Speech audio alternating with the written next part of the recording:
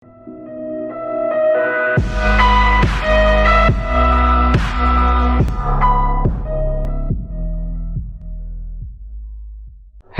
আজকে আমরা তোমাদের ম্যাথমেটিক্স 2 বইয়ের আরেকটি গুরুত্বপূর্ণ অঙ্ক নিয়ে চলে এসেছি, যেটা অধ্যায় 2 এর এক্সপোনেনশিয়াল সিরিজে বর্ণনা করা হয়েছে।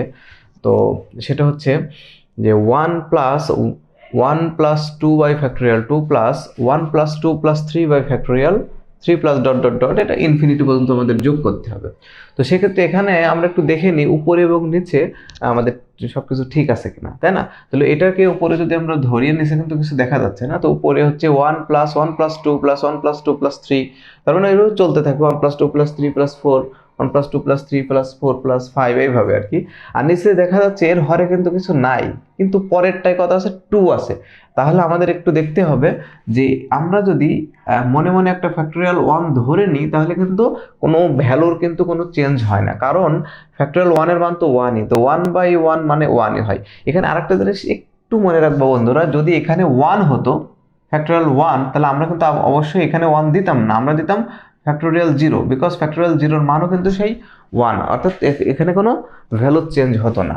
ওকে, তো আলটিমেটলি আমরা এর আগে প্রথম ভিডিওতে আমি সূত্র নিয়ে আলোচনা করেছিলাম, সেখানে আমরা বলেছিলাম যে 1 প্লাস 2 প্লাস 3 প্লাস 4 এরকম স্বাভাবিক সংখ্যার যোগফল হবে n into n plus 1 divided by 2। নিশ্চয়ই তোমাদের মনে আছে। তো আমরা কিন্তু সেই সূত্রই বসাবো, এটা কিন্তু n-তম পদের একটা সূত্র।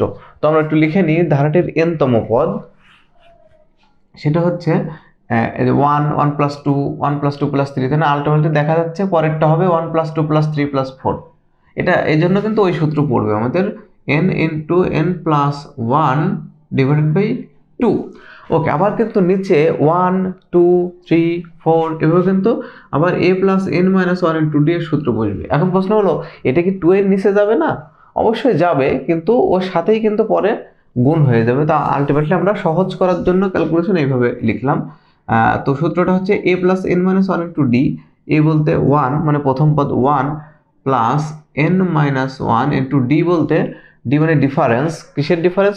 দ্বিতীয় পদ থেকে প্রথম পদের ডিফারেন্স, অথবা তৃতীয় পদ থেকে দ্বিতীয় পদের ডিফারেন্স। দ্যাটস মিন সেটা হবে 1, রাইট? আলটিমেটলি এটা n আসে, আমরা আগে থেকে জানি এটা। তো n ইন্টু n প্লাস 1 থাকবে, আর এখানে 2, এখানে খেয়াল করো n মাইনাস 1 এর সাথে যদি 1 গুণ করি n মাইনাস 1ই হয়, সেই 1 1 কাটাকাটি করলে আলটিমেটলি কি হয়? আমাদের nই চলে আসে। এই তো আমাদের পরবর্তীতে আমরা লিখবো n into n plus 1 divided by 2। nটা আমরা যদি বাইরে বের করে নিই, বিকজ এখানে একটা খালি n আছে, তাহলে এখান থেকে nটা যদি আমি বাইরে বের করে নিই, সে দুইজন তো কি কাটাকাটি হয়ে যায়, ক্যান্সেল আউট, সেটাই করলাম আমরা। আর আমরা যদি কোনো কিছু ফ্যাক্টোরিয়ালের ভিতর থেকে বাইরে বের করে নিয়ে আসলে তার থেকে কি হয়?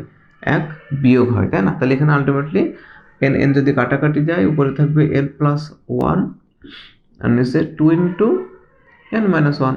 তো আমরা এটা প্রিভিয়াস আগের মতো আমরা জানি, হুবহু আগের মতো অঙ্ক দেখা যাচ্ছে। তো নিচে যে আমাদের যে রাশিটা রয়েছে আমরা উপরেও ঠিক তাই দিব, n মাইনাস 1ই দিব। তো আলটিমেটলি উপরে কিন্তু n মাইনাস 1 নাই, কি আছে? n প্লাস 1 আছে। তো এটাকে প্লাস 1 করতে হলে আমাকে অবশ্যই এর সাথে 2 যোগ করতে হবে, তাহলে প্লাস 2 থেকে মাইনাস 1 বাদ দিলে প্লাস 1 হয়, রাইট? এটাই আলটিমেটলি ব্যাপার। আর এখানে 2 ইন্টু ফ্যাক্টোরিয়াল n মাইনাস 1। ওকে, এখন আমরা কি করব? এই n মাইনাস 1 এর নিচে এই হরটা বসিয়ে দেবো, প্লাস 2 এর নিচে পুরোটাই বসিয়ে দেবো। আলটিমেটলি যেটা হবে n মাইনাস 1, তার নিচে আমরা দেবো 2 into factorial n minus 1, right? Plus আবার 2 এর নিচে আমরা পুরোটা বসাবো, 2 এর নিচে এই হরটাই বসবে, 2 ইন্টু ফ্যাক্টোরিয়াল কি n মাইনাস 1, রাইট? এখন আমরা দেখতে পাচ্ছি যে এখানে n মাইনাস 1 যদি বাইরে বের করে নিয়ে আসি, তাহলে উপরেরটা আর নিচেরটা কিন্তু আবার ক্যান্সেল আউট হয়ে যাবে, খুবই সহজ আগের মতোই। তাহলে আমরা n মাইনাস 1 আবার বাইরে বের করে নিয়ে আসলাম, কিন্তু ভিতরে থাকে কি n minus 1 minus 1, that's mean n minus 2। এখানে 2 কাটাকাটি হয়ে যায়, উপরে থাকে 1 আর নিচে থাকে ফ্যাক্টোরিয়াল n মাইনাস 1, রাইট? ওকে, এখন আমাদের এখানে n-1 যদি ক্যান্সেল আউট হয়ে যায়, উপরে থাকবে 1, নিচে থাকবে 2 factorial n-2 plus 1/2 factorial n-1। তো আলটিমেটলি দেখা যাচ্ছে এইটুকু হচ্ছে ই, এটুকু কিন্তু ই চলে আসবে, অর্থাৎ এখানে হাফ ই মানে e/2 প্লাস শুধু ই চলে আসবে। তো আমাদের এটা সমষ্টি আকারে যখন আমরা লিখবো তখন লিখতে পারবো ধারটির সমষ্টি Sn ইকুয়াল টু, এটা কিন্তু ই আলটিমেটলি, আর নিচে আছে 2 প্লাস এটা হচ্ছে ই।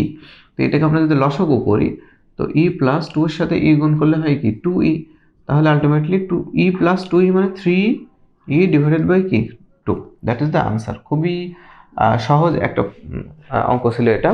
তো আশা করি তোমরা বুঝতে পেরেছো। আর এই অঙ্কর সিরিজটা আসলে এরকমই, মানে এক্সপোনেনশিয়াল সিরিজের প্রত্যেকটা ম্যাথে আসলে একই সিকোয়েন্স অনুসরণ করে। তোমরা যদি একটু সূত্রগুলো ভালোভাবে আত্মস্থ করো, আশা করি তোমাদের জন্য এটা বেশি জটিল হবে না। হ্যাঁ, তো আশা করি তোমাদের এই ভিডিওগুলো মানে আমার এই প্লে লিস্টটা তোমাদের জন্য উপকারে আসছে এবং আসবে। তো এই পর্যন্ত আজকে। ভালো থাকো সবাই এবং দেখতে থাকো অনেক্স টিউটোরিয়াল, আর প্র্যাকটিস করতে থাকো খুব ভালো মতো। আল্লাহ হাফেজ, আসসালামু আলাইকুম।